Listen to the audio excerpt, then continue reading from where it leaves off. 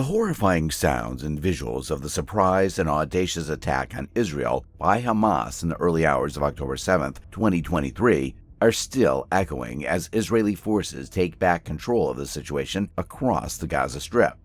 The attack by Hamas, launched across land, air, and sea, was planned and executed with precision and time for the 50th anniversary of the Yom Kippur War. As of this time, well over 1,000 Israelis have been killed, including infants, women, and the elderly. Israeli forces have launched a ferocious air and artillery assault on Gaza, targeting key military and command positions of Hamas.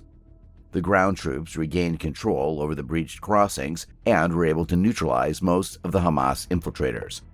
With Prime Minister Benjamin Netanyahu and Defense Minister Yoav Gallant vowing mighty revenge, Israel has mobilized nearly 400,000 of its reserves.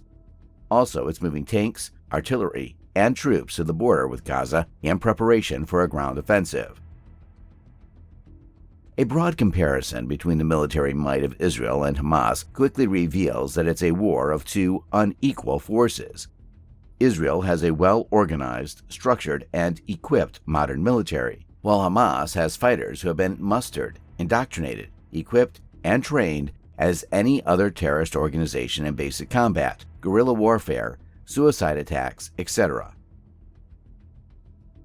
As per the Military Balance 2023 report, Israel has an active military of 169,500, out of which the strongest branch are the land forces, 126,000. It has a system of conscription where all able-bodied Israelis are required to train and serve for periods varying from 24 months for women to 48 months for officers. Also, Israel is an undeclared nuclear power with the capability to deliver nuclear weapons by sea and air.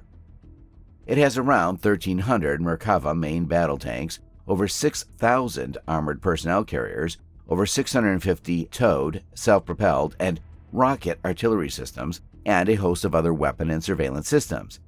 Its navy is potent, with 5 submarines and 6th awaiting commission into service, 4 landing craft, and over 40 other patrol and combat boats. Its air force comprises the most modern aircraft. They have a total of 343 F-15s, F-16s, and F-35s, 43 AH-64 Apache attack helicopters, and many other aircraft in different support roles. It has a whole range of armed and unarmed UAVs, as well as a range of missiles and anti-missile systems. And, to top it all, Israel has a military budget of around 63 billion of Israeli news shekels, which is roughly around $15.8 billion. It's worth mentioning that Israel also receives an additional $3.8 billion yearly of military aid from the United States. On the other hand, Hamas is a loosely structured group with a militant ideology. It was founded in 1987 by Sheikh Ahmed Yassin, a Palestinian cleric, after the First Intifada, the uprising against Israeli occupation of Palestine.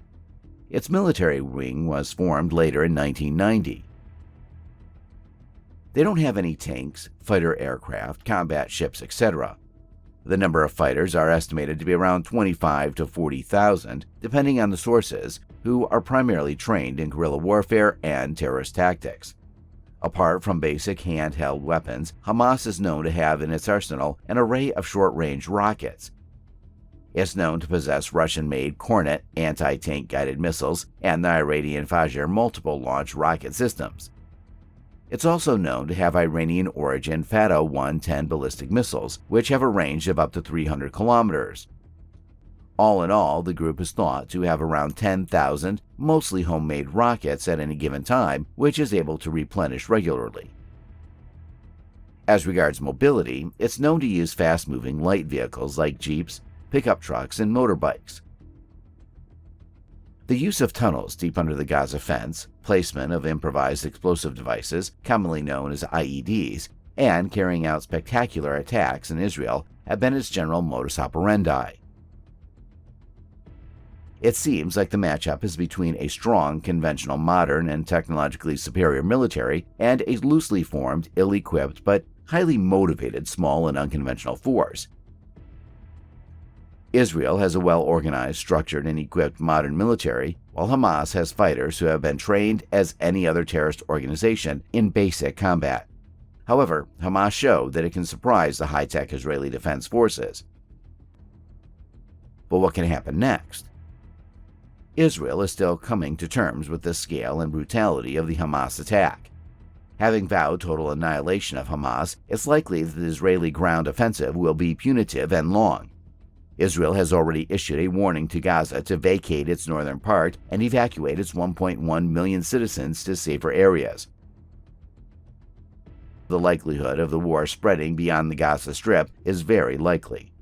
Already there are signs of Palestine Islamic Jihad in the West Bank assembling its men to launch an attack while Hezbollah is already engaged in artillery battle from Syria. Israel, too, has launched strikes into Lebanon and Syria, with the airport in Damascus and Aleppo being hit on October 12th. If the war prolongs and spreads, it will no longer remain a case of war against the terror attack of Hamas, but can become a war of Palestine and of Muslim solidarity. On October 12th, Crown Prince Mohammed bin Salman, while speaking to Palestinian President Mahmoud Abbas, said Saudi Arabia continued to stand by the Palestinian people to achieve their legitimate rights to a decent life, achieve their hopes and aspirations, and achieve just and lasting peace. Also, there are chances that Egypt could be forced to join the war if too much pressure is exerted on its Sinai border. The United Arab Emirates, which is a signatory to the Abraham Accords, a bilateral agreement on Arab-Israeli normalization signed between Israel, the United Arab Emirates, and Bahrain on September 15, 2020, is unlikely to remain a bystander if the war spreads.